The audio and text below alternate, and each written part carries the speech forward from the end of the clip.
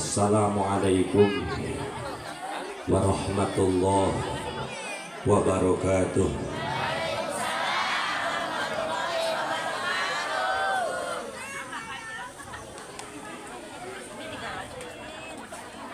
Hareudang ya hareudang.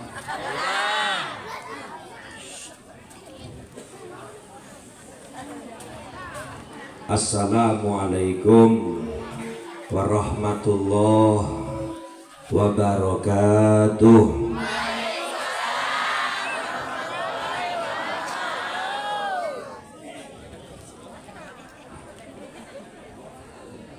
Alhamdulillah,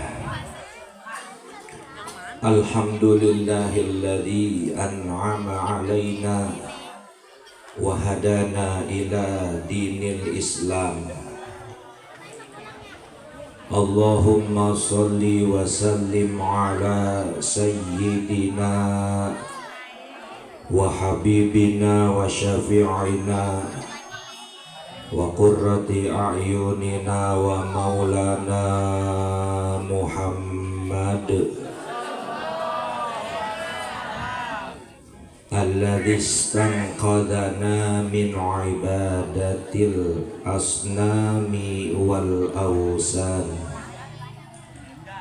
wa ala alihi wa ashabihi sadatil bararatil kiram. Amma ba'du, faqala Allah ta'ala fil Qur'anil Karim, a'udzu billahi minasyaitonir rajim. Bismillahirrahmanirrahim. Laqad mannallahu alladhina amanu an yab'atsa lahumur rasul yatlu 'alaihim ayatihi wa yu'allimuhumul kitaba. Sadaqallahul azim wa ballagha rasuluhun nabiyul habibul karim wa nahnu ala dhalika minasyahidin wa syakirin walhamdulillahi rabbil. Para alim ulama, para kiai, para asatiz, para guru-guru ngaji, bil khusus guru kita Al-Mukarram wal Muhtaram Kiai Pendi beserta keluarga besar. Kita doain mudah-mudahan guru kita sehat walafiat, panjang umur, diberikan rizki yang berlimpah dan barokah, diberikan kesabaran di dalam mendidik dan membimbing kita bertauhid kepada Allah Subhanahu wa ta'ala. Al-Mukarram wal Muhtaram guru kita Kiai Khudri, Al-Mukarram wal Muhtaram guru kita penceramah yang sedang dalam perjalanan, Kiai Haji Uwais Al-Qurni, para aparatur pemerintah, Bapak RT, Bapak RW, Bapak Jaro, segenap para pemuda dan pemudi panitia peringatan Hari Besar Islam Maulid Nabi Muhammad Sallallahu Alaihi Wasallam, wabil khusus abang saya, kakak kelas saya, yaitu Bang Seman Sulaiman dalam kurung Dolang. Mudah-mudahan Bang Dolang sehat walafiat, rezekinya banyak, usahanya lancar, urugannya sukses, ya robbal. para ibu-ibu, para bapak-bapak, hadirin hadirat rahimakumullah.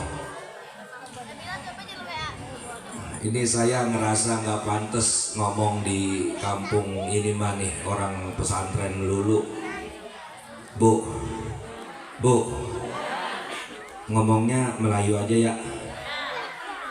Ya, apaan? Kita Melayu aja ya.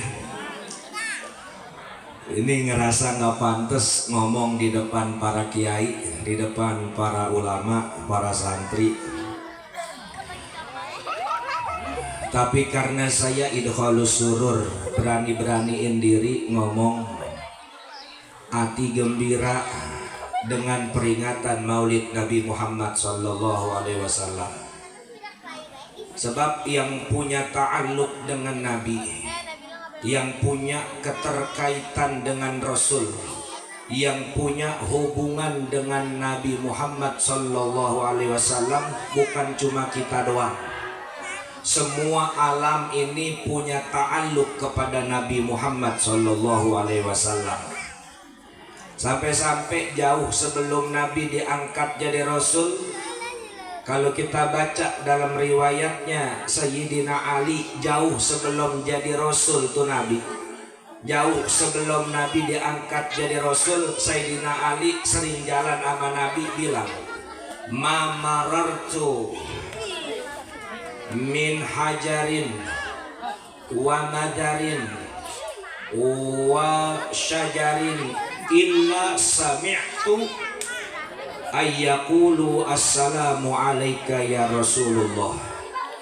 Sayyidina Ali bilang, saya nih enggak jalan sama Nabi, ngelewatin gunung, ngelewatin pohonan, ngelewatin batu, kecuali itu pohonan, itu batu, semuanya pada bilang assalamu alayka ya Rasulullah.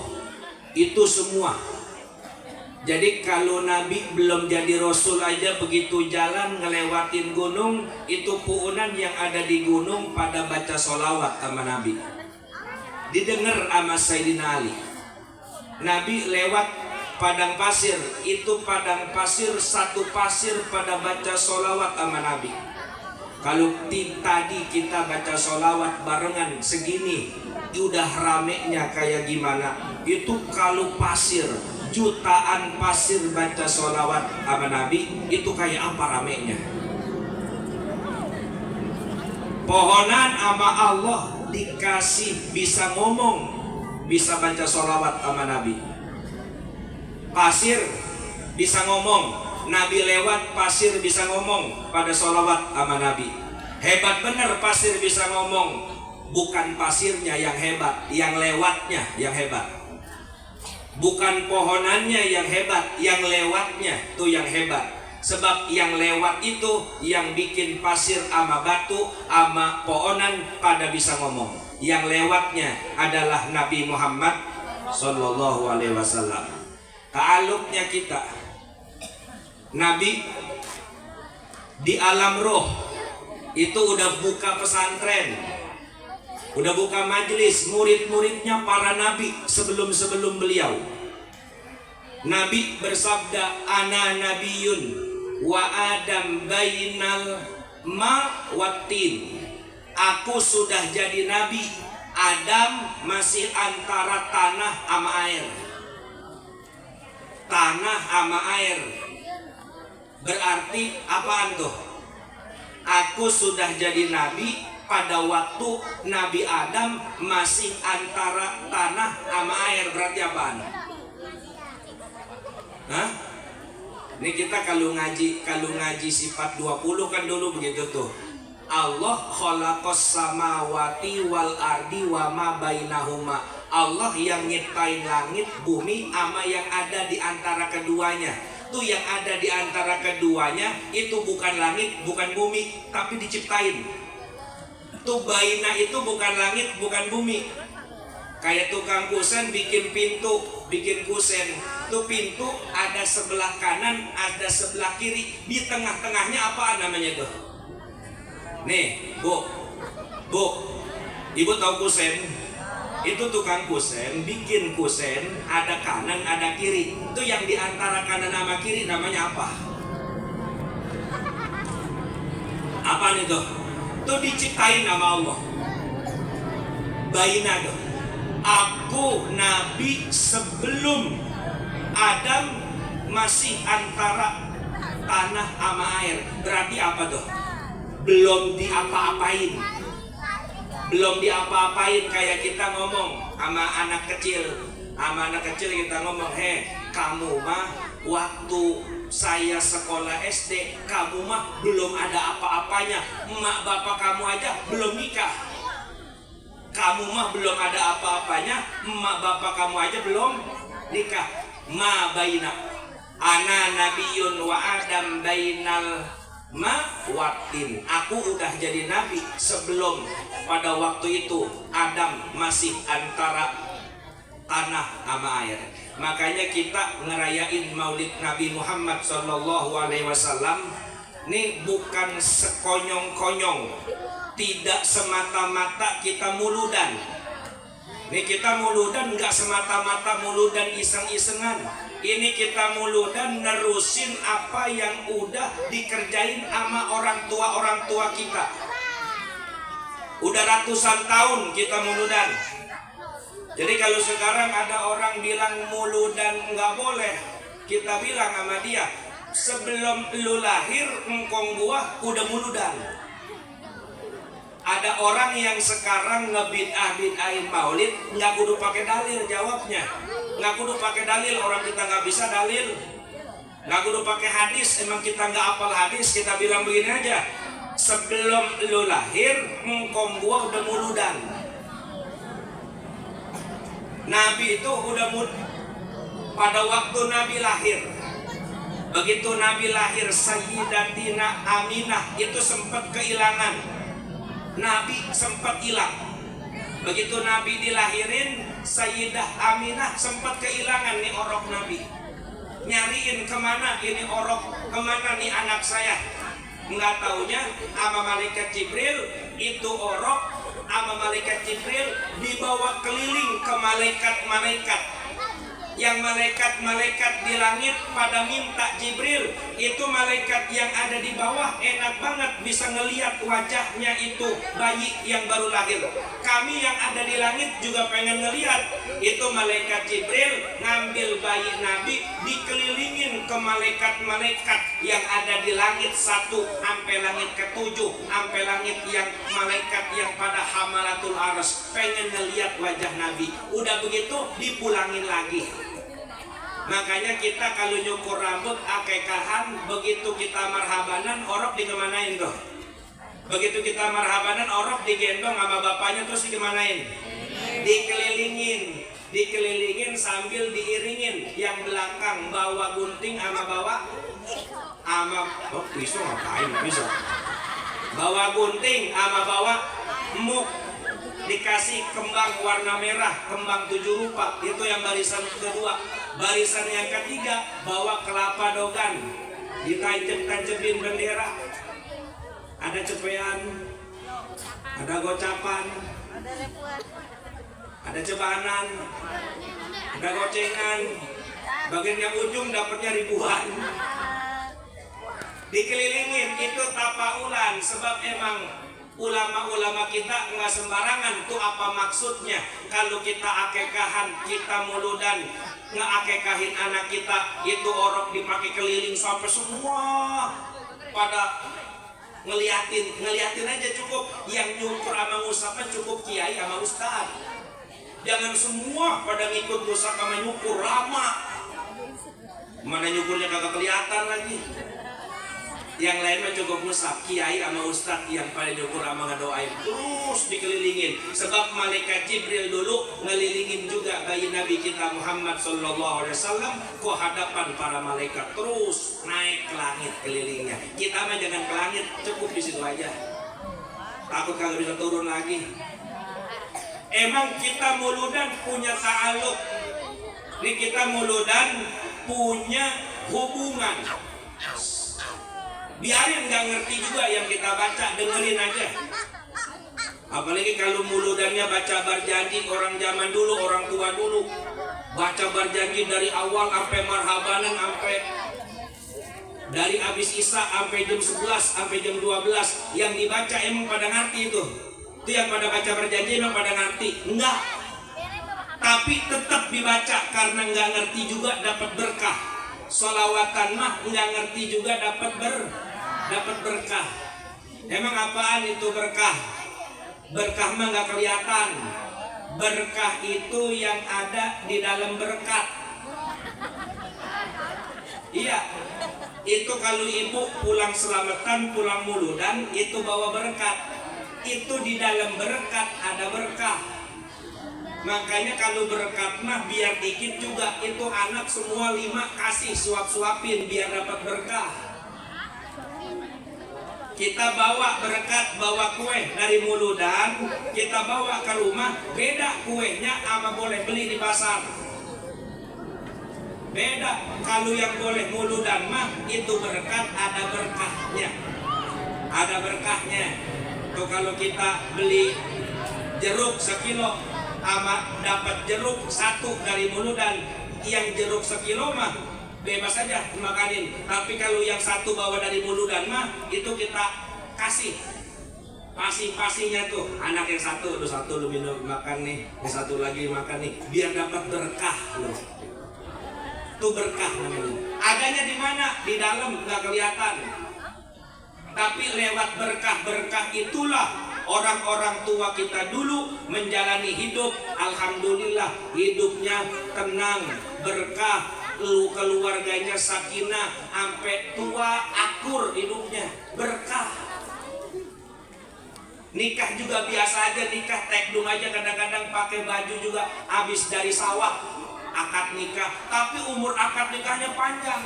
Nggak beda kayak orang sekarang, nikah mau pakai di Masjid Al-A'jam, nikah di Masjidil Haram, pulang ke rumah 3 bulan cerai. Nggak ada berkahnya rumah tangga. Orang kagak demen sama Nabi, nggak demen muludan, nggak demen silaturahmi. Berkah tuh adanya di kayak begini. Oh masa iya Pak Ustadz, emang berkah ada. Ngapa kita kagak yakin nama berkah? Nih saya mau nanya orang sini kalau sariawan disuruh makannya buahnya buah apa? Hah? Kalau sariawan disuruh makan buah apa? Jeruk. Emang kenapa kalau sariawan makan jeruk? Sebab di dalam jeruk ada vitamin apa?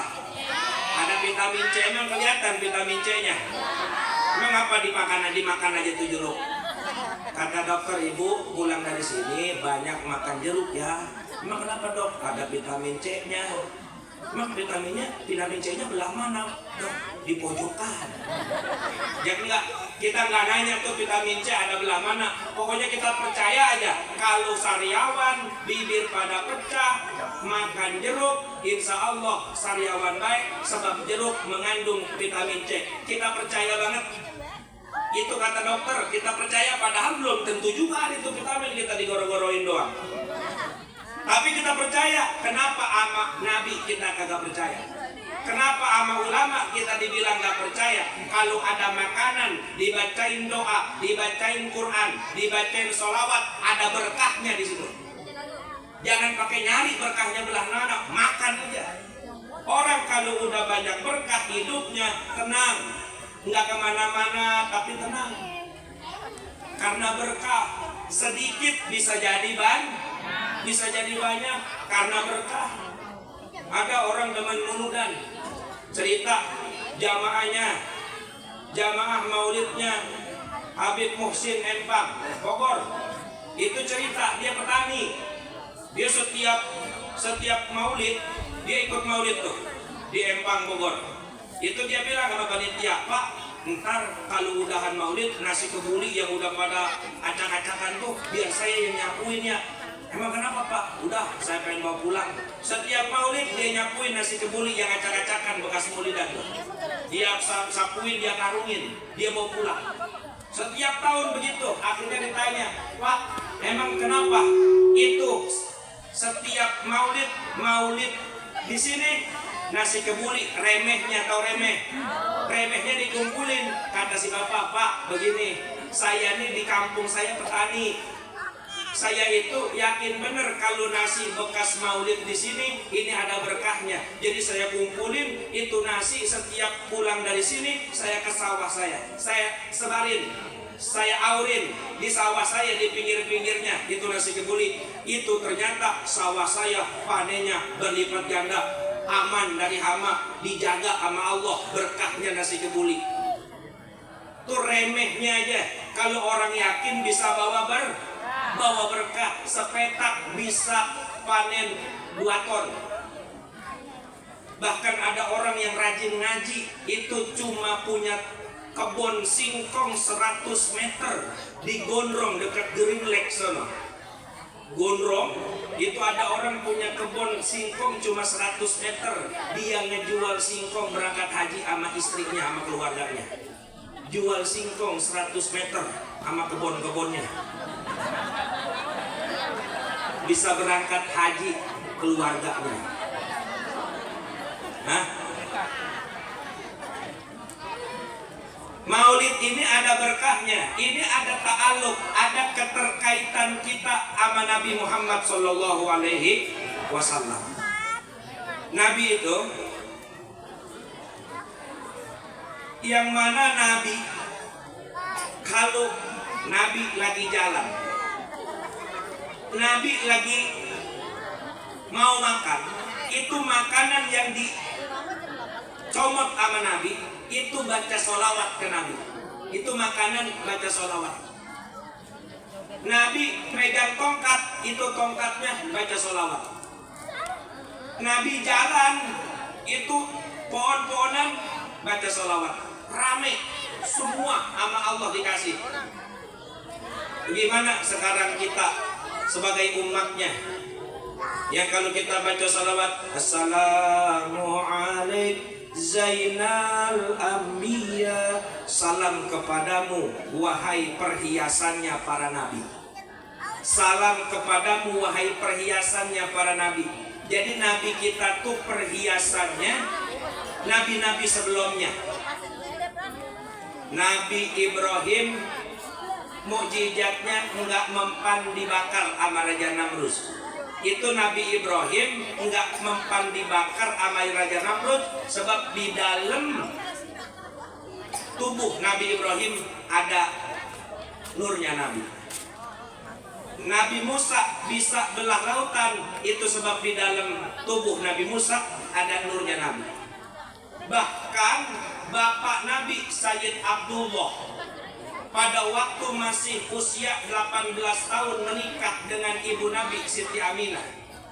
Itu hari itu, begitu besoknya mau nikah, Sayyid Abdullah itu pemuda ganteng, anak saudagar ganteng, namanya Abdullah bin Abdul Muthalib. Itu orang-orang Mekah, perempuan-perempuan Mekah pada demen sama Sayyid Abdullah.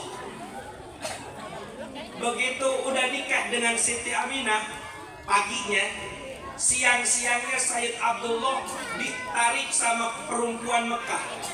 Ditarik sama perempuan Mekah, minta dinikahin. Paginya baru nikah, siangnya udah diajak nikah lagi sama perempuan Mekah yang lain. Dia maksa, wahai Abdullah, nikahin saya. Nikahin saya, kalau kamu tidak nikahin saya mau bunuh diri. Pokoknya mas, saya pengen naik ke pohon toge, saya pengen loncat. Kata Sayyid Abdullah, maaf, saya kan udah nikah, nikahin saya, kamu sangat tampan. Kata Sayyid Abdullah, ntar dulu, saya izin dulu sama istri saya. Besoknya janji nikahin saya. Iya, tapi saya izin dulu. Malamnya Sayyid Abdullah izin sama Siti Aminah. Izin, ada perempuan Mekah namanya si Fulanah binti Fulan ngajak nikah sama saya. Diizinin. Besoknya Sayyid Abdullah bilang, wahai Fulan, sini saya nikahin kamu. Kata si perempuan tuh, nggak jadi wahai Abdullah. Emang kenapa nggak jadi? Kalau kemarin kamu ganteng, sekarang nggak ganteng bener. Kemarin wajah kamu bersinar, sekarang mah biasa aja. Ternyata kenapa? Karena pada waktu pertama nikah dengan Siti Aminah, nur Nabi masih ada di sulbinya Sayyid Abdullah. Begitu malam pertama, ini nur udah pindah ke dalam perutnya Siti Aminah. Hari kedua, Sayyid Abdullah di dalam badannya udah nggak ada nurnya Nabi, udah pindah ke Siti Aminah. Biasa-biasa aja. Nabi yang paling ganteng siapa? Nabi Yusuf. Nabi Yusuf. Tuh Nabi Yusuf diceritain paling ganteng. Ama Nabi Muhammad SAW gantengnya Muhammadun ahlan wa sahlan. Selamat datang ya Haji Uwais dari Ribut. Bangga. Ya, bangga.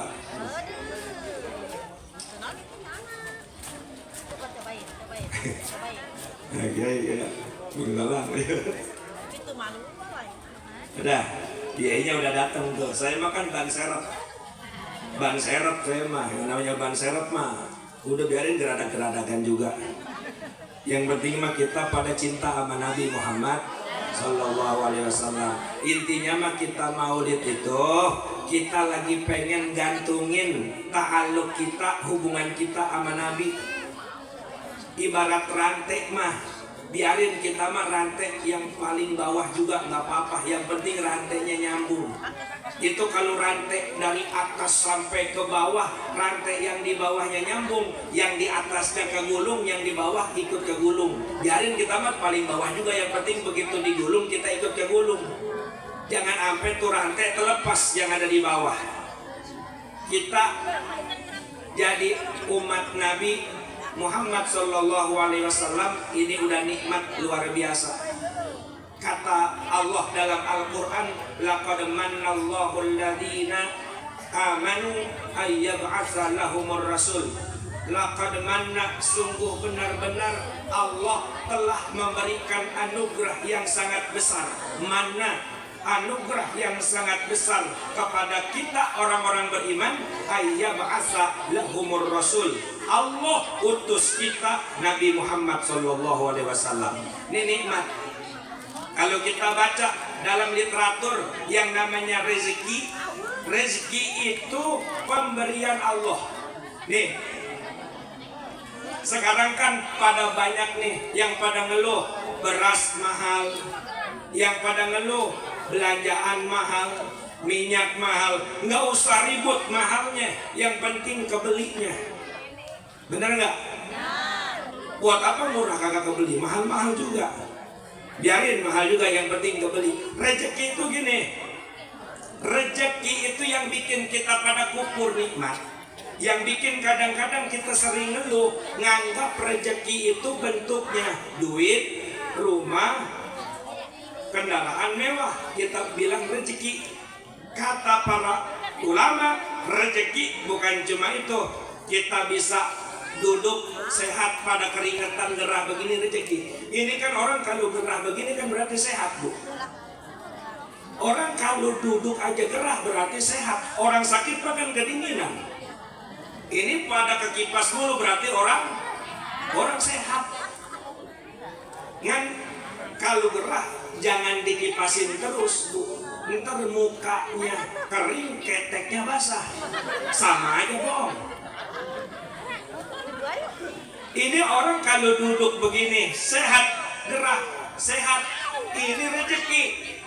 Ayo coba milih mana, mendingan kita duduk gerah, sehat tapi nggak punya duit, apa mendingan punya duit banyak tapi di rumah sakit? Hah? Hidup makan yang penting badan kita sehat, makan kita bisa enak, tidur kita bisa pules, walaupun sedang, saya nggak bilang susah, sedang. Punya suami bersyukur, punya suami, udah jangan ngeluh mulu sama suami. Bersyukur alhamdulillah punya suami. Orang-orang nggak pada punya laki, saya mau punya laki, lumayan buat nemenin tidur. Yang penting biar rajin muludan. Syukurin kita punya anak, kita syukurin tuh anak tuh rezeki. Udah nggak usah mau hayal yang tinggi-tinggi segala macam, ikut investasi ini, ikut begini-begini, akhirnya habis. Kita jaga aja rumah tangga kita, bersyukur sama nikmat yang Allah berikan kepada kita, Nabi kita Muhammad Sallallahu Alaihi Wasallam. Terus kita bangun hubungan kita dengan Nabi, insya Allah hidup kita berkah. Hidup kita berkah, insya Allah Allah bakal angkat derajat anak-anak kita. Banyak orang-orang sukses, orang berhasil, orang tuanya biasa, anaknya diangkat jadi ulama besar, cuma gara-gara orang tuanya rajin muludan. Orang tuanya rajin ngebersihin masjid, rajin ngebersihin musola, ngepelin musola, ngisiin air musola, anaknya diangkat. Udah ibu-ibu sama bapak-bapak, kita sama-sama nyari berkahnya lewat maulid ini. Ini ada pesantren, ada kiai pendi, ada musola, ada majelis taklim. Ini adalah jalan berkah buat kita. Enggak kudu kita yang nikmatin keberkahan itu, sebab kalau kita yang nikmatin mah paling berapa tahun lagi umur kita. Kalau sama Allah dikasih juga enggak lama nikmatin. Kita ngabdi sama pesantren, kita ngabdi sama musola, ngabdi sama masjid. Di mana aja ada acara masjid musola, kerja bakti yang bapak-bapaknya ikut kerja bakti, ibu-ibunya goreng bala-bala sama goreng pisang, ngelayanin yang pada kerja bakti, ngekhidmat sama tempat ibadah Allah. Yakin ntar anak atau cucu bapak dan ibu salah satunya ada yang diangkat derajatnya sama Allah Subhanahu wa Ta'ala. Mudah-mudahan juga guru-guru kita yang pada ngajarin anak-anak kita pada sabar. Ngajarin anak kecil itu sabarnya kudu banyak. Sebab anak kecil sekarang mah beda sama anak kecil dulu. Anak kecil dulu mah asal guru teriak dehem doang diem. Saya waktu mondok dulu asal kiai diem, di kobong diem, di majlis diem, asal kiai Tapi guru sekarang kasihan. Itu ustadz ngomel, anak murid pada bercanda di majlis, lidahnya udah nyengser ke keramik, belum berhenti tuh anak bercanda. Makanya kita doain biar pada sabar, ngedidik anak-anak kita biar pada sabar. Yang wajib ngedidik anak kita mah sebenarnya kita. Jadi itu saja dari saya sebagai ikhalus surur, sebagai ikut bergembira dengan bergembiranya masyarakat sini dengan maulidnya Nabi Muhammad SAW. Mohon maaf apabila ada kata-kata yang salah, apabila ada kata-kata yang benar, itu semua semata hidayah dari Allah Subhanahu wa Ta'ala. Usikum wa nafsi bitaqwallah, wallahul muwaffiq ila aqwamit thoriq. Wassalamualaikum warahmatullahi wabarakatuh.